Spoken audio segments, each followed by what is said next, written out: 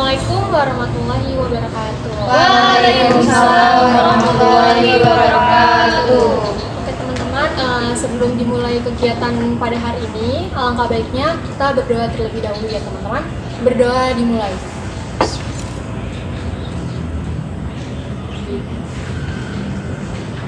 Berdoa selesai.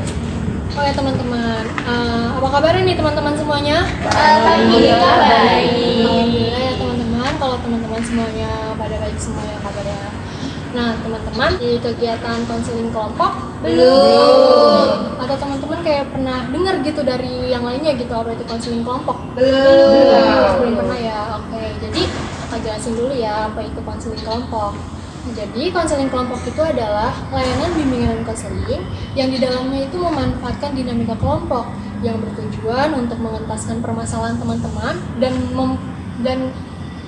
dan menyelesaikan permasalahan yang dialami oleh teman-teman nih nanti. Nah, di dalam konseling kelompok juga terdapat 3 asas. Nah, yang pertama itu asas kerahasiaan. Jadi asas kerahasiaan itu di mana teman-teman itu harus merahasiakan permasalahan yang nantinya teman-teman ini nih menceritakan gitu permasalahan yang dialaminya. Nah, yang kedua itu asas keterbukaan. Jadi kayak teman-teman itu harus terbuka gitu loh. Harus kayak kalau teman-teman punya pendapat atau punya solusi gitu teman-teman bilang aja gitu loh. Terus yang ketiga itu asas kesukarelaan. Nah, kakak mau nanya nih, ini sukarela atau terpaksa mengikuti kegiatan konseling kelompok pada hari ini? Sukarela. Alhamdulillah ya teman-teman, kalau teman-teman semuanya pada sukarela mengikuti kegiatan konseling kelompok pada hari ini. Teman di sini belum pada kenal satu sama lainnya kan? Belum. Kita perkenalan dulu kali ya. Jadi nggak ada game nih teman-teman, tapi nyebutin aja gitu nama sama cita-cita teman-teman kedepannya mau jadi apa. Oke. Dimulai dari sebelah kanan kakak. Halo teman-teman semua, perkenalkan nama aku Aleva Sofian, biasa dipanggil Alia. Cita-cita ya? Cita-cita aku pengen jadi guru di sekolah luar biasa. Oke, keren banget nih. Halo ya. Selanjutnya, Oke, perkenalkan nama aku Syifa. Cita-cita aku mau jadi poluan. Hai Syifa. selanjutnya, Halo, nama aku Talida. Cita-cita aku mau jadi istri idaman. halo Talida. Selanjutnya sebelah. Oke, nama aku Mila. Cita-cita aku jadi businesswoman. Halo. Halo. Businesswoman. Selanjutnya sebelahnya. Halo, punya cita-cita aku mau jadi investor. Iya. Selanjutnya sebelahnya. Halo, aku Devi. Cita-cita aku bisa ngebantuin orang tua aku. Amin. Terakhir nih ya, kenalan. Halo teman, nama aku Nili. Cita-cita aku jadi jurnalis. Nah, jadi kakak akan memperkenalkan diri kakak dulu ya. Nah, jadi nama kakak adalah Yulia Chaningrum. Cita-cita kakak itu kakak pengen banget kayak bangun kosan deket universitas. Oke teman-teman, tadi kan kakak udah menjelaskan apa itu pengertian layanan konseling kelompok, asas-asas dari konseling kelompok itu apa gitu kan. Nah teman-teman udah pada paham belum apa itu kayak konseling kelompok sama asas-asasnya gitu? Sudah paham kan ya. Nah oke, kita lanjut aja kali ya agar asas kerahasiaan kita itu dapat dipercaya gitu kan. Kita ikrar konseling kelompok dulu kali ya. Oke teman-teman bisa mengikuti kakak nih. Jadi tangannya di sebelah sini. Dimulai ya. Begini. Gini Kak. Bismillahirrahmanirrahim. Bismillahirrahmanirrahim. Ikrar konseling kelompok. Ikrar konseling kelompok. Saya atas nama pribadi teman-teman semuanya Saya Nila dengan ini menyatakan bahwa saya sanggup dan bersedia menerima, menyimpan, memelihara, menjaga, dan merahasiakan segala data atau keterangan lainnya yang saya terima dari diri saya ataupun dari yang lainnya yaitu data atau keterangan yang tidak boleh dan tidak layak diketahui oleh orang lain. Oke teman-teman, terima kasih banyak ya yang sudah membacakan ikrar konseling kelompok. Nah, kita itu membacakan ikrar konseling kelompok itu agar asas kerahasiaan kita itu juga dapat terjaga gitu loh. Makanya kalau misalnya tiba-tiba ada temen di sekitar kita nih, anggota kelompok ini tuh kayak membocorkan permasalahannya gitu, kita kan udah ikrar gitu, udah sumpah gitu. Ya udah gitu Pak, itu mah kayak sih yang dibilang aku itu hanya Allah Tuhan, Urusan dia. Kayak urusan dia sama Tuhan aja gitu. Oke, sebelum kegiatan konseling kelompok ini dimulai, kakak minta yang ada barang-barang di atas meja tolong ditaruh dulu ya, biar kegiatan konseling kelompoknya berjalan dengan lancar.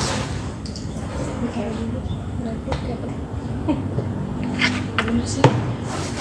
Gak apa-apa sebenarnya kayak gitu. Terima kasih teman-teman. Jadi di konseling kelompok ini diberi limit waktu ya. Jadi limit waktunya itu cuma sampai 45 menit. Jadi kakak minta di sini jadi hanya satu permasalahan aja yang dituntaskan pada hari ini ya teman-teman. Nah, di sini siapa yang ingin menceritakan permasalahannya? Oke, Kak Lili dulu kali ya. Silakan. Aku mau cerita masalah kalau sekarang aku lagi bingung gitu. Aku kan baru lulus SMA. Aku bingung mau kuliah di mana, terus aku mau ambil jurusan apa. Jadi itu yang buat aku galau sekarang. Oke, terima kasih. Siapa? Oke, aku mau cerita. Jadi aku tuh sekarang lagi capek banget dikejar-kejar sama deadline gitu kan. Aku tuh dipaksa buat diburu-buru buat selesai saat ini juga gitu. Aku tuh bilang, Jadi kayak stres gitu ya? iya aku stres banget. Terima kasih.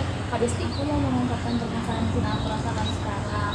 Jadi aku tuh lagi ngerasa takut gitu. Aku tuh takut gak bisa ngebahagiain orang tua aku. Kayak soalnya kan pasti orang tua kan ngasih amanah kan.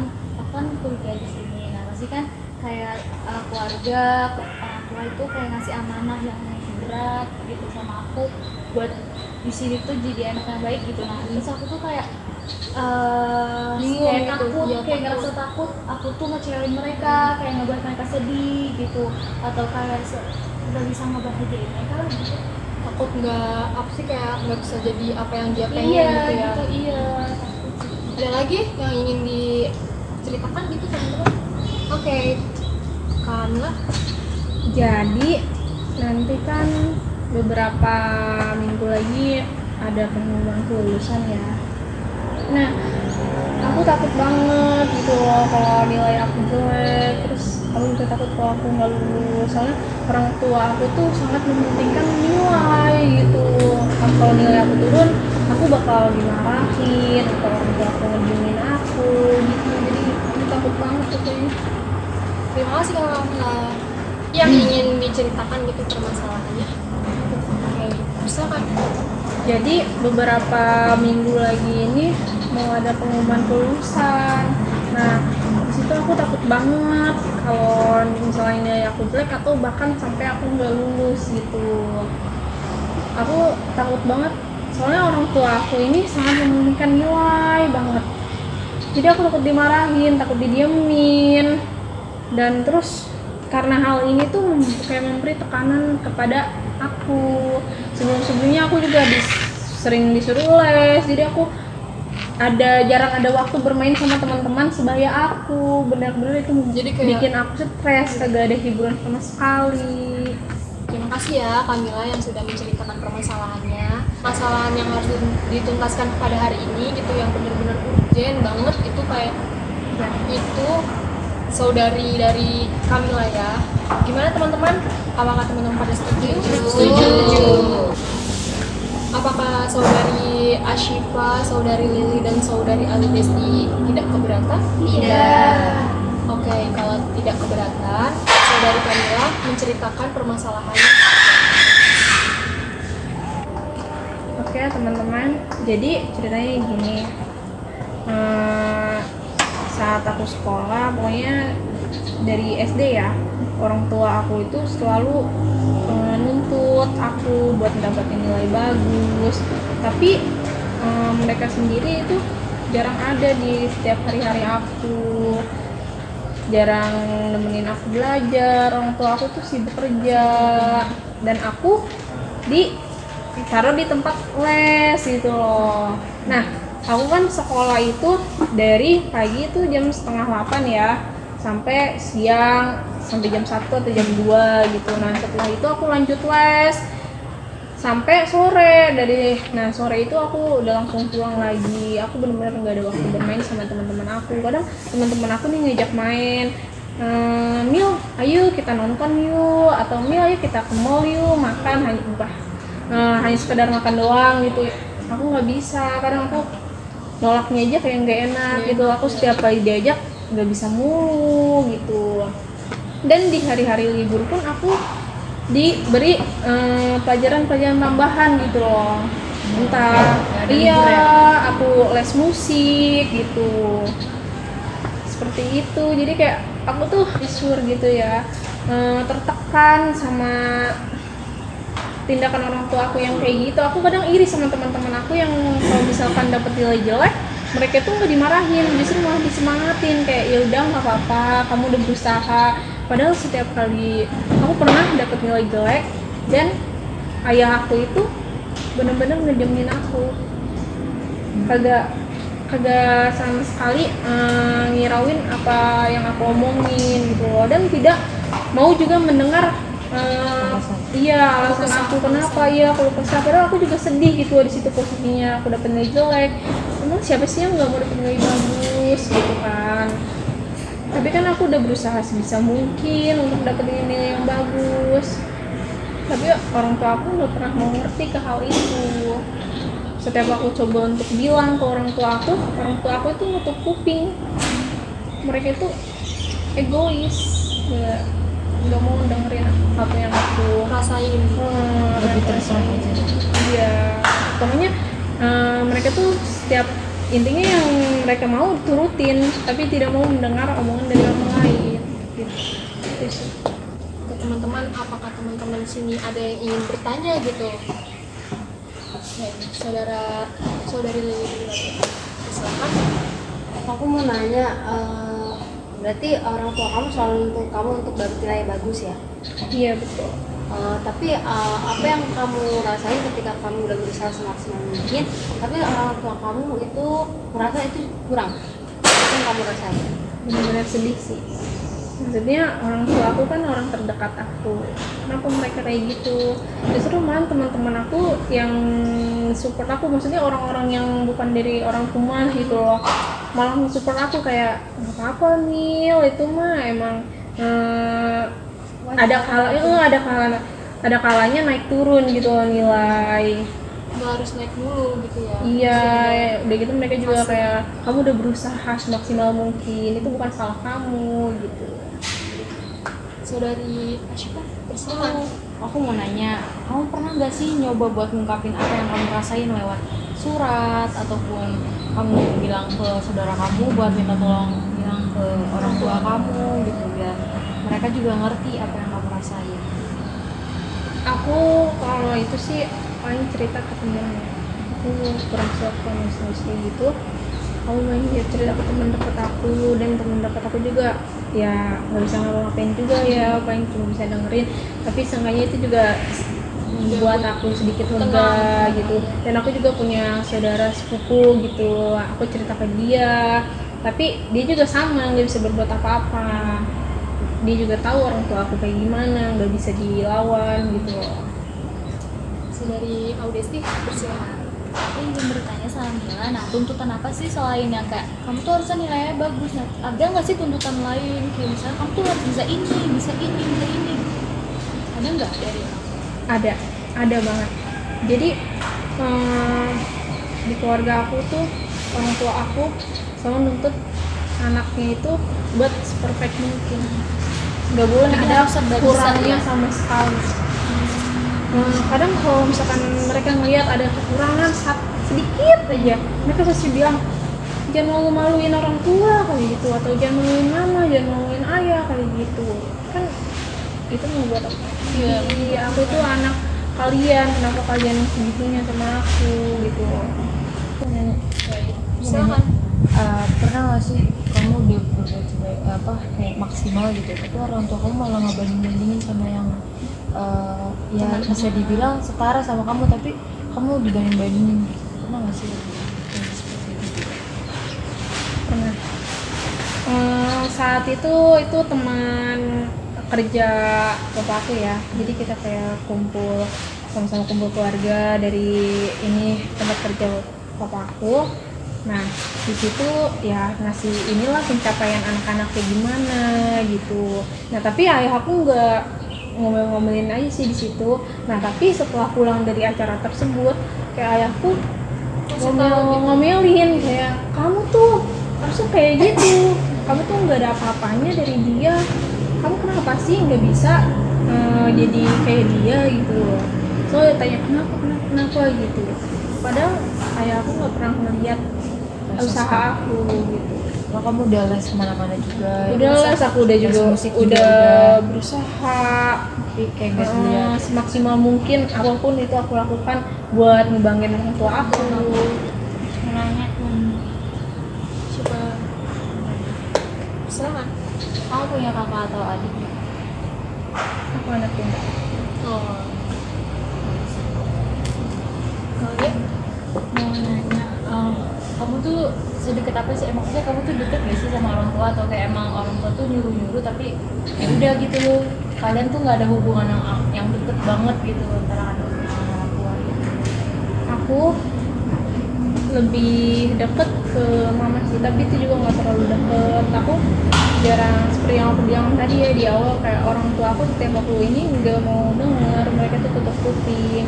Kadang kayak kalau aku mungkin kalau aku cerita juga nih ya, kadang aku yang disalahin, kayak kamu ini jangan begini, makanya kamu jangan begini. Jadi kayak aku udah males lagi buat cerita, karena ujung-ujungnya aku yang disalahin, padahal aku pengen didengar aja, udah cukup, nggak perlu mereka nyalain aku gitu. lagi perlu kayak saudari Asyifa juga sih. Aku mau nanya, kamu pernah gak sih, kan kamu waktu lagi ngerasa capek gitu, terus kamu coba buat nggak ikut les, coba bolos buat ngedapetin apa yang kamu kayak main sama temen kamu gitu. Aku pernah nyoba sekali. Hari itu aku bener-bener kayak udah muak banget sama tekanan-tekanan yang diberikan sama orang tua aku. Aku nyoba, dan disitu juga khususnya teman-teman aku ngajakin aku main, aku juga mau refresh otak aku gitu. Nah semuanya berjalan lancar gitu, aku bolos les kan, aku pergi sama teman-teman, tapi ketika aku pulang orang tua aku tahu, dan yang paling marah besar ternyata itu ayah aku. Ayah aku benar-benar besar, kayak sampai anakku tuh ini, kamu buat apa kamu gitu, dikasih duit, ini kan demi kamu sendiri. Nah, yang paling marah besar itu tuh ayah aku benar-benar ngomel-ngomel di situ, kayak kamu tuh nggak tahu diri banget, kamu tuh ngapain sih jadi anak, nggak bisa dibilangin nurut kata orang tua, padahal mereka nggak sadar selama ini aku juga udah nurutin apa yang mereka bilang, aku jadi anak yang baik, jadi anak yang nurut, tapi mereka nggak sadar akan hal itu gitu. Pokoknya di situ aku dimarahin besar banget, sampai ayahku besoknya juga ngediemin aku, dan besok-besoknya juga ayah aku mulai inginin aku apa sih, antar dijemput gitu, biar aku nggak bisa pergi-pergi lagi. Dan hidup aku dari situ mulai terkekang banget, dan dari situ aku benar-benar terkekang rasanya. Mana aja sih tapi jadi kalau misalnya orang tua itu dalam bentuk verbal aja atau ada yang non verbal? non verbal. Hanya verbal aja sih, enggak non verbal. Boleh. Dari sejak kejadian itu kamu jadi ada yang berubah nggak sih sikap kamu ke orang tua atau ke teman-teman juga? aku jadi lebih diem aja sih. Aku sama orang tua juga ya udahlah, aku jalanin hidup aku yang sekarang aja, tapi tetap aku kayak stres gitu loh. Aku tetap mikirin gimana cara jalan keluarnya gitu biar aku keluar dari hal ini gitu. Aku mau ngomong sama orang tua aku, takut malah aku tambah Kita kan bikin permasalahan seperti apa. Nah teman-teman di sini ada yang punya solusi gitu? Oke, saudari Lili. Jadi aku punya sedikit solusi buat membantu perasaan saudari Mila. Pertama, kalau bisa dibicarain baik-baik kepada orang tua, kepada ibu dulu. Soalnya kayaknya ibu lebih bisa memahami saudari Mila daripada sifat ayah yang terlalu memahami Mila keras. Atau kalau kan Mila anak tunggal, tapi mungkin ada saudari-saudari Mila yang bisa membantu ngomong ke orang tua Mila, ke ayah Mila. Nah biasanya kalau misalkan udah orang lain yang ngomong tuh biasanya orang tuh kayak, oh iya berarti cara mendidik saya kepada anak terlalu berlebihan gitu, dan itu bakal membuat ayah Mila berpikir bahwa Mila juga harus punya kebebasan juga gitu, jangan terlalu ditekan terus menerus gitu. Itu sih solusi dari saya. Jadi menurut aku benar sih, aku mau nambahin dari Lili. Kalau Mila coba ngomong sama orang tua, tapi di sini ngomongnya tuh kan kalau misalnya remaja mungkin seringnya kayak ngegas gitu ya, kayak marah-marah atau gimana gitu. Tapi mungkin di sini Mila coba ngomongnya yang santai gitu, dengan kepala dingin, yang baik-baik, kayak mungkin bisa ya ma aku pengen cerita gitu. Aku pengen ngomong sesuatu, aku pengen ngungkapin isi hati aku. Emang sih awalnya nggak gampang, tapi waktu itu aku pernah nyoba. Awalnya emang kayak pertama-tama tuh kayak marah-marah dan itu nggak work gitu loh, kayak ya ujung-ujungnya saling emosi, terus akhirnya pesan yang aku sampaikan tuh nggak tersampaikan dengan baik gitu. Nah akhirnya aku coba ngomong, tapi ya dalam keadaan yang lagi baik-baik aja, yang lagi santai. Terus yang aku lihat dulu nih, dua-duanya tuh kayak ya lagi emang nggak ada masalah atau yang lagi mikirin sesuatu gitu yang urgent gitu.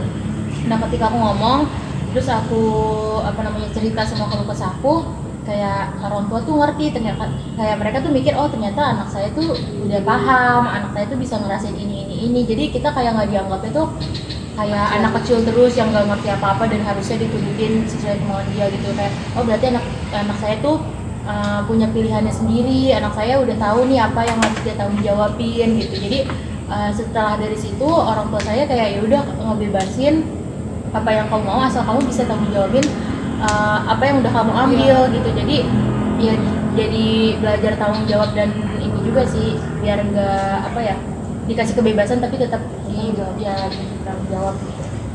Oke teman-teman, kayak apa yang dapat saudari Mila simpulkan nih, dan solusi apa gitu yang saudari Mila dapatkan? Yang aku simpulin sih, jadi yang dapat aku simpulin terus solusi yang aku dapat itu mungkin tadi yang seperti saudari Lili dan Alia bilang. Cuman kalau untuk ngomong ke orang tua, aku pernah minta waktu ke ayahku, kayak bilang nih, ayah aku mau cerita, ada waktu enggak gitu. Ayahku selalu kayak nanti aja ya ceritanya, sibuk gitu, selalu gitu mulu. Dan ibu aku juga sama, sibuk, iya jarang ada buat aku gitu. Jadi mungkin di sini aku perlu pihak ketiga. Ada aku juga soalnya takut ya kalau harus ngomong sendiri gitu, seperti yang dari Lili bilang tadi, seperti saudara. Mungkin aku akan coba itu, tapi aku boleh nggak kak setelah ini menemui kakak secara pribadi untuk membahas masalah aku lebih lanjut?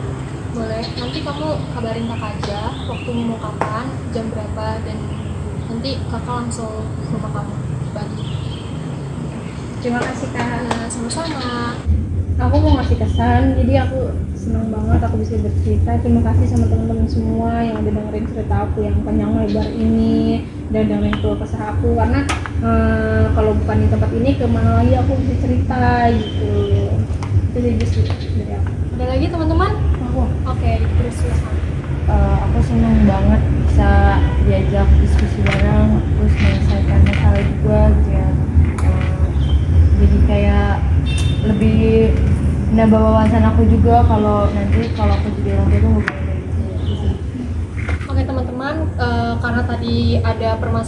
karena tadi ada masalah yang belum dibahas juga nih, kayak Om Gesti, Kak Syifa sama Kak Lili gitu ya. Kira-kira kapan nih teman-teman mau melakukan kegiatan konseling kelompok Minggu depan. Minggu depan. Minggu depan? Iya. Kira-kira jam berapa nih? Jam Pagi 10 dulu. pagi. Jam 10 pagi ya, Iya. di sini tempatnya. Iya. Oke, teman-teman. Terima kasih teman-teman yang sudah meluangkan waktunya untuk mengikuti kegiatan acara konseling kelompok pada hari ini.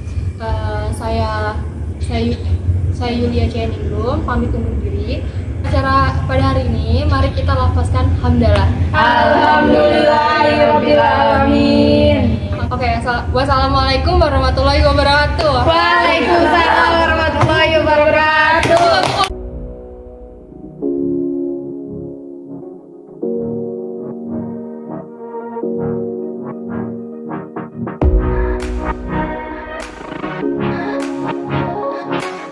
Thank